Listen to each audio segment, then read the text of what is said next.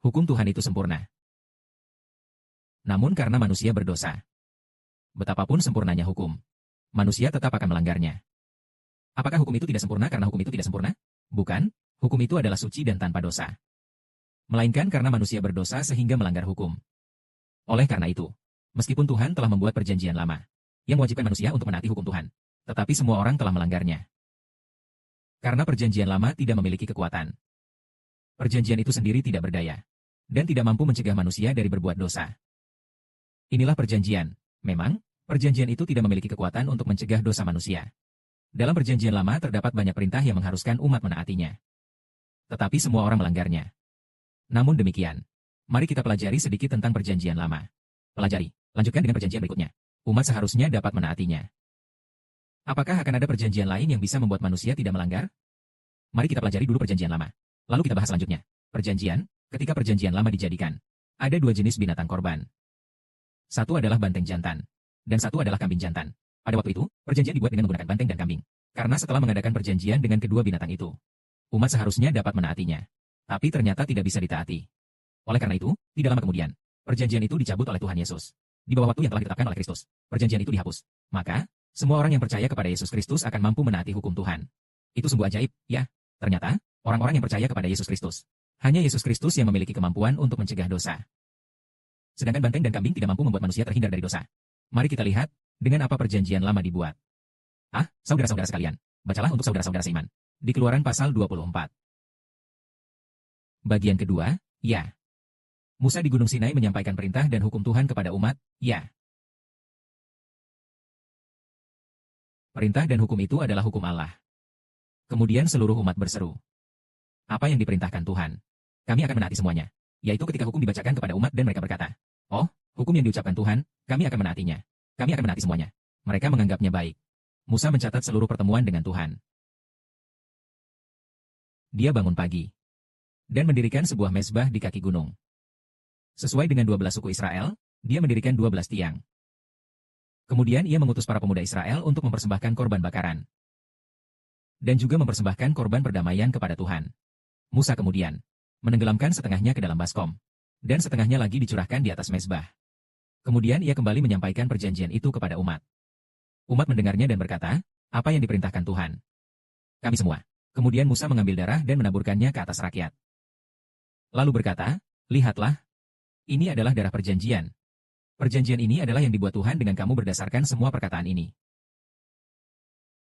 Maksudnya, pada masa perjanjian lama, Musa menyuruh orang Israel menyembelih banteng dan kambing. Dan sebenarnya, dalam kitab Imamat hal ini dijelaskan lebih lanjut, yaitu menyembelih seekor banteng dan seekor kambing jantan, tentu saja juga menyembelih banteng dan kambing lain untuk korban bakaran. Jadi, darah perjanjian itu diambil dari seekor banteng jantan, dan juga dari seekor kambing jantan. Lalu, darah itu dicurahkan ke atas umat, dan juga ditumpahkan ke atas kitab hukum Allah. Kemudian dikatakan, mulai sekarang, kamu telah membuat perjanjian dengan Allah untuk menjadi umat pilihannya. Tetapi dengan syarat bahwa kamu harus menaati perintah-perintahnya. Apakah kamu mau menaati perintah hukum ini? Jika mau menaati, maka buatlah perjanjian dengannya. Dan kemudian jadilah orang pilihan Tuhan. Rakyat berkata, oh, kami akan taati semua yang dikatakan oleh Yehova. Kami sangat bersedia menaati. Mereka semua sangat senang, sangat bersedia menaati. Karena menjadi umat pilihan Sang Pencipta, Tuhan. Tapi mereka cuma omong saja. Nantinya mereka cepat melanggar perintah Tuhan. Melanggar? Kenapa bisa begitu? Mereka bingung. Tuhan itu baik sekali. Tapi manusia selalu melanggar. Selalu melanggar. Tapi dalam perjanjian lama, Tuhan tidak memberitahu kenapa melanggar.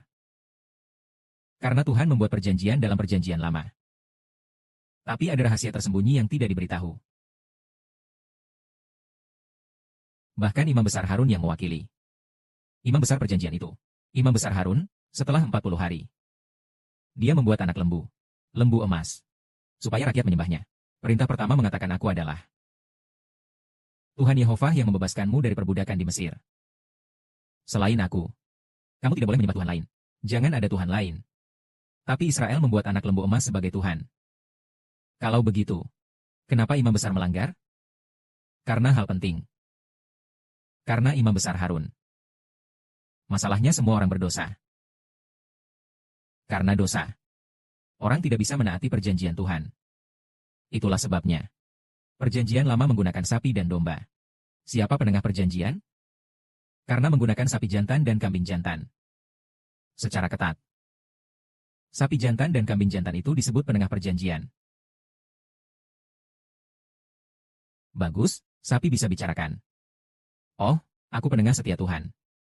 Kamu harus menaati. Aku mati untuk kalian. Begitulah. Lalu kambing jantan berkata, aku penengah Tuhan. Kamu harus taati perjanjianku. Karena aku menumpahkan darah. Begitulah, tapi sapi dan kambing tidak bisa bicara. Lalu Musa dan Harun jadi perwakilan sapi dan kambing. Berbicara kepada rakyat. Jadi penengah perjanjian sesungguhnya bukan Musa dan Harun. Kita pikir Musa penengah perjanjian. Tetapi sebenarnya, menurut ini, siapa yang menumpahkan darah? Dia penengah perjanjian. Jadi, penengah perjanjian-perjanjian lama adalah sapi jantan dan kambing jantan. Jadi, saudara-saudara sadar, sapi dan domba tidak bisa jadi penengah. Mereka buat perjanjian, terus minta orang menaati. Tapi sapi dan domba tidak bisa menolong. Yang bisa menolong menaati perjanjian Tuhan itulah penengah sebenarnya. Setelah itu perjanjian itu dibatalkan. Sapi dan domba tidak bisa membantu rakyat untuk tidak berbuat dosa. Meskipun disembelih, sapi dan domba tidak bisa menghapus dosa dari hati manusia. Sapi dan domba tidak mampu menghapus dosa iblis dari hati manusia. Jadi tidak bisa. Kemudian lama-lama ditemukan. Meskipun ada perjanjian, generasi demi generasi Israel berbuat dosa. Bersalah kepada Tuhan. Bersalah kepada Tuhan. Menyembah berhala. Bersambung generasi berganti generasi. Raja-raja menyembah berhala. Kemudian baru disadari. Merasa aneh. Apa sebabnya? Di kitab suci sebelumnya Tuhan mengungkapkan ada seseorang yang kita anggap berdosa. Seperti Yesaya. Apakah pasal 50 atau yang mana? Dikatakan ada seseorang yang memikul dosa kita. Sebenarnya dia memikul penyakit kita. Dia seperti domba yang dibawa untuk disembelih. Kemudian perlahan-lahan diperkenalkan. Ada seseorang yang menebus dosa kita. Kemudian perlahan-lahan dikatakan akan datang seseorang yang disebut Mesias agar manusia bisa menaati Tuhan. Perintah itu kemudian ditemukan. Tuhan meramalkan akan membuat perjanjian baru. Setelah membuat perjanjian baru, apakah manusia bisa menaati perjanjian baru? Manusia bisa menaati perjanjian baru. Ketika perjanjian dibuat, sapi dan domba tidak bisa membantu. Kita tidak berdosa. Karena sapi dan domba sendiri tidak bisa berbicara. Juga tidak mampu. Jadi tidak bisa membantu.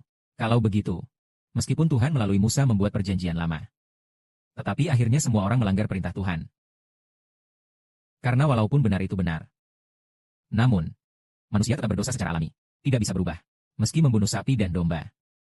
Dan darahnya ditaburkan di kitab putih. Tetapi manusia tidak bisa berubah. Sifat berdosa itu. Jadi perjanjian lama dibatalkan setelah Yesus Kristus datang.